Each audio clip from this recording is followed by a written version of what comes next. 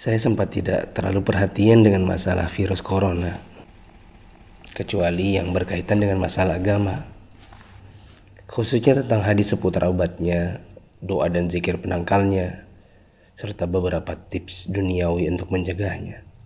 Mungkin karena saat itu corona belum hadir di Indonesia. Beritanya masih sekitaran Cina. Isinya tentang perjuangan pemerintah dan tenaga medis melawan corona di sana. Itu tergambar dari foto wajah tenaga medis yang memerah bekas masker dan kacamata. Saya hanya sebatas mengerti betapa beratnya tugas mereka. Saya sempat jengkel saat melihat video warga Iran yang menjilati pagar kuburan dan membaca tulisan tentang rakyat Italia yang dinilai sangat meremehkan. Tapi itu pun hanya sambil lalu karena positif pertama di Indonesia pun belum kedengaran. Tanggal 2 Maret 2020 yang ditakutkan pun terjadi. Pasien corona pertama di Indonesia diumumkan oleh Presiden Jokowi. Inilah takdir Allah yang harus sabar dihadapi. Pandemi corona telah memasuki negeri ini. Jumlah pasiennya bertambah hari demi hari. Gambar-gambar mirip dengan yang di Cina bermunculan di grup sana sini. Ada bekas alat pelindung diri tergurat di pipi. Tenaga medis bicara dengan kertasnya. Kami kerja untuk kalian, mohon kalian tetap di rumah untuk kami. Ada juga yang bunyinya, haus, ingin minum, tapi gak berani. Seorang dokter yang sudah sepuh dalam balutan baju perang seolah berkata, jikapun ajal datang, tidak mengapa. Karena raga yang sudah tua ini memang harus ikut berjuang, tidak hanya bisa berdiam diri. Ikatan Dokter Indonesia menyampaikan bela sungkawa karena 7 orang dokter di garda depan meninggal. 5 dari mereka wafat karena tertular virus ini. Seorang dokter muda hanya berdiri di luar pagar saat menemui keluarganya karena takut membawa virus dari luar. Meskipun foto ini aslinya dari Malaysia. Ternyata APD medis harganya sangat mahal. Dan sekali pakai saja. Saking krusialnya, para ulama dan ustadz-ustadz yang mumpuni ilmunya sampai mengeluarkan fatwa. Bolehnya tim medis sholat tanpa wudhu, tanpa tayamum. Lantaran pelindung dirinya tidak boleh sembarang dibuka. Tak hanya itu, ada juga fatwa sahnya sholat meskipun ada najis. Karena baju medis ini bukan baju biasa.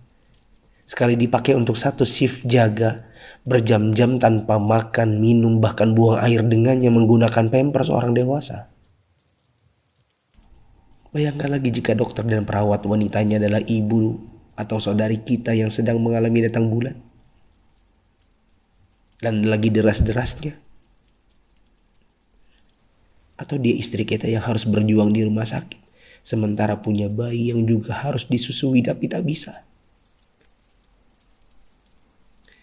Ada pun yang wafat,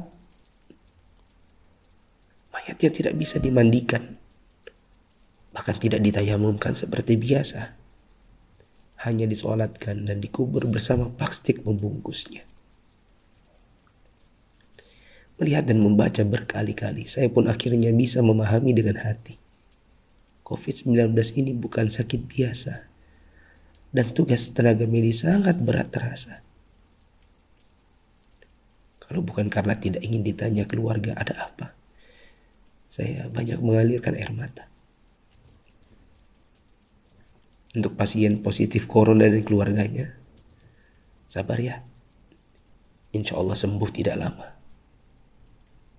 Jika bersabar, kita dapat pahala. Di rumah dulu sampai negatif. Kasihan jika virus ini menular ke orang lain. Apalagi kepada yang punya penyakit penyerta dan lanjut usia. Untuk yang harus keluar dan tidak ada pilihan kedua, semoga Allah memberikan saya dan teman-teman keselamatan dan rezeki untuk keluarga. Jaga kesehatan ya. Usahakan jaga jarak dengan orang di sekitar kita. Kita tidak tahu siapa yang tertular, siapa yang sehat. Karena yang positif corona pun bisa jadi tidak merasa karena tidak ada gejala. Untuk yang masih abai dari solidaritas bersama, Saya ingin mengetuk pintu hati dan meminta waktu teman-teman sebentar saja. Yuk kita berpikir bersama. Jika teman-teman menggunakan media sosial atau punya kotak kaca media massa, teman-teman pasti sudah mendengar berbagai penjelasan wabah yang melanda. Pemerintah, dokter, para pakar sudah bicara, dari wawancara hingga rekaman video HP sederhana. Para ahli statistika mengemukakan data dengan tabel, grafik, dan semua media yang mereka punya. Teman-teman pun tinggal ketik halo di WA COVID-19 dan bertanya dengan input satu huruf saja. Jika data itu jelimet untuk dibaca, mungkin teman-teman bisa nonton versi kartunnya. Semua tenaga sudah dikerahkan oleh berbagai kalangan untuk membuka mata hati kita. Jika tidak ada waktu untuk membaca, meme korek api pun sudah tersebar di mana-mana. Sampai-sampai ada yang berpikir, mungkin kalau simulasi penularan virus corona ini pakai video game, barulah anak muda yang meremehkan corona akan mengerti dan percaya. Mereka pun membuatkan potongan video gamenya. Artinya, jika usaha seperti ini masih belum menyadarkan kita, entah dengan cara apa lagi. Apakah tongkrongan kita butuh ditembaki dengan gas air mata baru kita mau meninggalkannya? Pemerintah tidak minta uang dari kita. Mereka hanya ingin kita mengikuti arahan mereka. Untuk yang menipu dan menipu, semoga Allah memberikan teman-teman hidayah dan memaafkan dosa-dosa kita semua. Dan menimbun barang yang dibutuhkan masyarakat saat masa sulit itu termasuk dosa. Rasulullah SAW bersabda, la yahtakiru illa khati. Tidaklah menimbun barang kecuali orang yang berdosa. Terlebih lagi bila menipu dan berdusta. Kami hampir tertipu dengan penawaran masker murah yang tadinya kami akan bagikan gratis kepada orang-orang yang membutuhkannya. Di mana hati kita? Apa kita bisa tertawa saat orang lain menderita? Teman, turunkanlah harganya ke harga normal jika engkau tidak bersedia menggratiskannya, seperti pahlawan jalanan yang membagikannya. Untuk yang kaya yang sesungguhnya itu adalah jika harta itu bermanfaat bagi orang di sekitar kita, bukan hanya untuk pribadi semata. Yakinlah, kekayaan, saldo ATM, rumah miliaran, outfit jutaan, mobil mewah, memang membuat kita besar di mata manusia, tapi tidak ada artinya di sisi Allah yang Maha Kaya jika tidak menghasilkan amal dan pahala. Saya mau sumbang jam tangan dan beberapa barang lainnya yang mungkin tidak seberapa jika dibandingkan dengan teman-teman menyumbangkan harta nantinya. Terserah untuk pos dana apa, mungkin masker, mungkin APD tim medis, hand sanitizer, sabun cuci tangan, dan sebagainya. Kita harus cintai harta kita ini dan bawa dia ke akhirat. Jangan sisakan untuk dunia.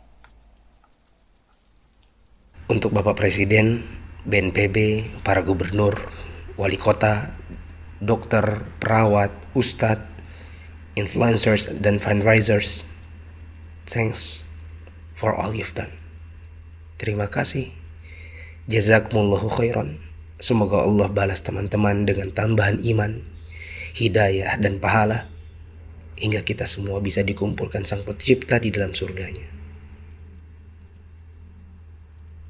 Jika menurut teman-teman ada orang di luar sana yang belum tergerak hatinya untuk punya empati kemanusiaan dalam wabah corona ini, coba kirim ke mereka.